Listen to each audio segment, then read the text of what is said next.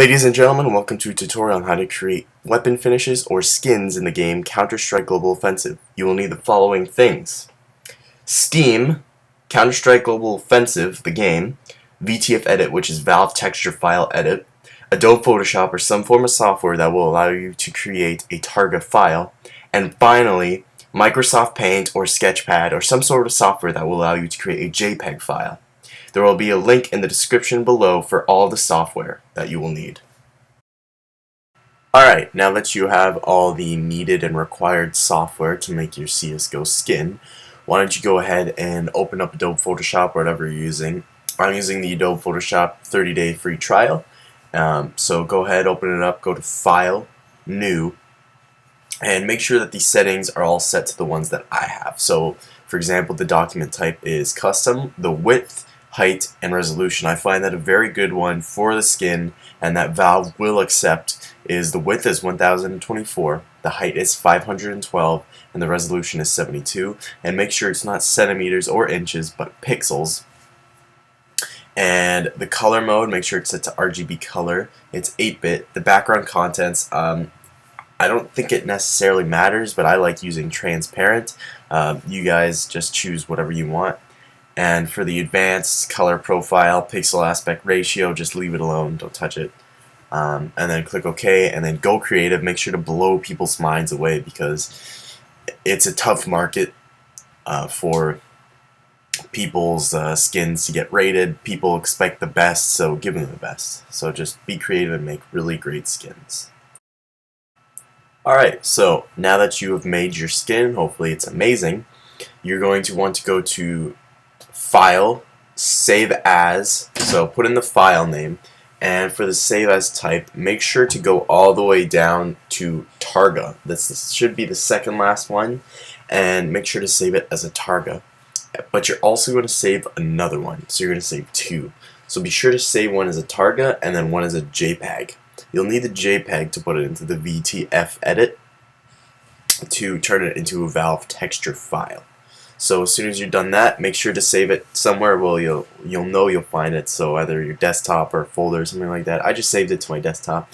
So once you do that, then open up your Valve texture file edit. Alrighty, so when you open up Valve texture file edit, you're going to want to go to File, Import, and look for your skin. Mine's under desktop, so I just go to desktop, and basically what you want to do is I'm going to use Blue Spool as an example, but click on that, go to Open, and here are the VTF options. I don't really dabble with these because I find that it's good enough anyway, so just go to OK. If you want to learn about it, be my guest, just you do you. Go ahead, dabble with it, but I normally don't. So open it up, go to File, Save As. It'll automatically save as a VTF file. Just name it, save it to your desktop, wherever you want to save it. And there's your Valve texture file. Alright, so now that you have your VTF edit file, your JPEG file, and your target file, you're going to boot up Counter-Strike Global Offensive and go into Options. Go to Game Settings, and here you'll see Enable Developer Console. You're going to want to change the No to the Yes. And basically to activate the developer console, you're going to want to click the squiggly hyphen, which is the key beside the 1. At least it is for me. So you're going to want to go back to the House or Home page and click the developer console. Type in Work, and you'll see Workshop, Publish, Start Map, Workbench. You're going to want to go to Workshop, Workbench, and here the basic editor will pop up. So it starts you off with the AK. So just a quick little show and tell, if you will, is here where it says None is where you can pick pretty much the type of graphic texture that's going to pop up on the desired part of the gun. So there could be solid color, hydrographic, spray paint, anodized. That's basically the way your skin is going to look when it's on the gun. It's kind of like almost like the lust, the shiny, the matte part, all that stuff. And then choose pattern. That's what you're actually going to click on when you're going to find your skin. There's color. These are the colors if you want to tweak it.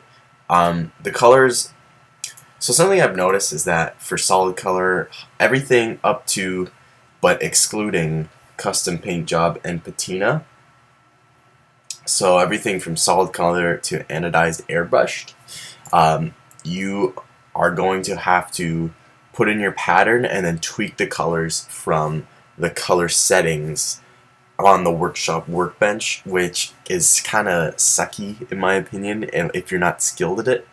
So I suggest, if you want your skin to pop up exactly how you made it in, let's say, Adobe Photoshop, you want to go to custom paint job or patina. So next you have your pattern scale. Basically, if you find that your image is too big for the gun, so say you have a skull in somewhere hidden in your details in your background, right? And you want the skull to appear in the gun, but say the skull's too big. Well, you could change the pattern scale to 1, 2, or 3, and that's basically the amount of times your skin is going to repeat on the gun.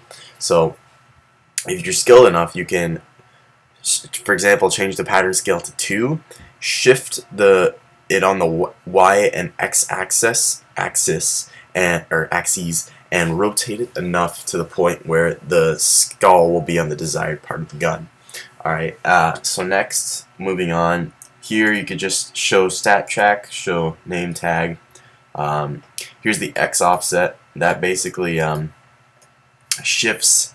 If you're familiar with the Cartesian grid from mathematics, the X offset shifts the skin left and right, and the Y offset shifts it up and down, and the rotation is a 360 degrees flip almost. So if you're finding that your skin for whatever reason is crooked or sideways or upside down, you can just change the rotation to what you need.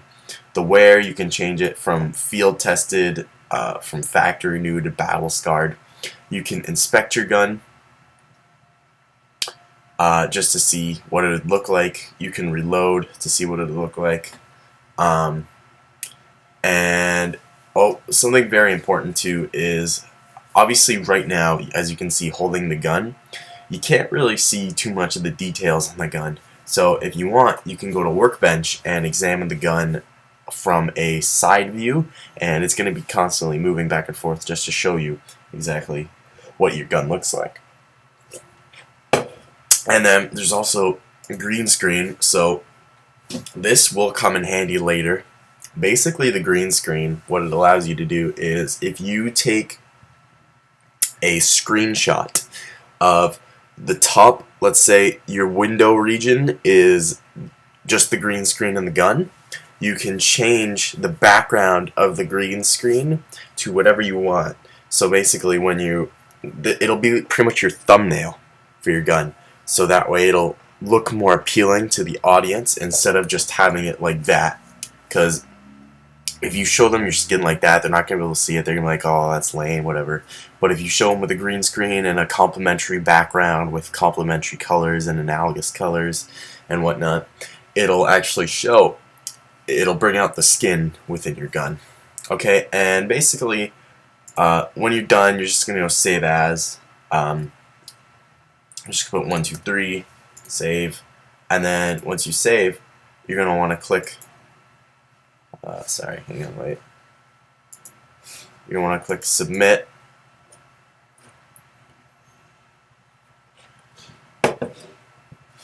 Here on.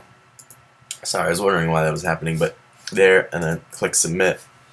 And then now I think we save as that, save. Now we click submit. There we go. Alright. So now this is all going to load up. Okay, now this is very important. This is regarding every little detail of your gun. So, for example, the title. I'll just name it Tut Skin, like tutorial skin. Description, you can put anything. I'm just going to put made in Adobe Photoshop. Photoshop, sure, whatever, I don't care. And browse. Basically, this is very important right here. This is something that will definitely, you'll need to figure out. So basically, when you click on the folder, This will also happen for your choose pattern when you click patina or custom paint job. When you click the choose pattern, you're going to find something called, or you're going to find all these files like bin, config, CSGO, DirectX installer, oh yeah, platform, all that stuff. Basically what you're going to want to do is, what I did is I click bin, Chrome pack, and then you're going to, there's a one that says open in desktop. You're going to click that and it'll bring you back to your desktop. Alright, and basically once you're done that, you could just move your desired folders, or the desired, what's it called? The desired photos like the JPEG, Targa, whatnot, into there. So example like that.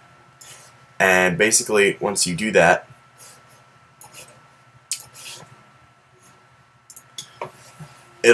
you will click cancel, and then you'll go to browse again, bin, Chrome pack, and it should pop up there. As soon as that's done, here, because you already have your texture file, it was already put in, that's fine. Now the Targa file, browse, again, bin, Chrome pack, it'll be there.